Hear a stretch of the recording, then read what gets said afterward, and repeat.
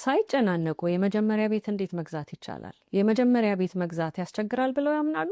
ብቻውን አይደሉም። ነገር ግን በትክክለኛ መመሪያ በቀላሉ መከናወን ይችላል። አብዛኛውን ቤት ለመግዛት የሚሞክሩ ሰዎች በሂደቱ መካከል ያቆማሉ። ከፕሪ አፕሩቫል ጀምሮ እስከ ውል መፈረም ድረስ ብዙ ነገሮች ስለሚኖሩ እና አንዳንዴ እንደሚጀምሩት ባለመገንዘብ በጣም የሚያስጨንቅ ይመስላል። በቅርብ አንድ ባልና ሚስት ወራት ቆይተው ነበር፣ ምክንያቱም ከየት እንደሚጀምሩ አላወቁም። ቀላልና ግልጽ እቅድ ካዘጋጀንላቸው በኋላ በ3 ሳምንት ውስጥ ቤት ላይ ውል ማስገባት ቻሉ።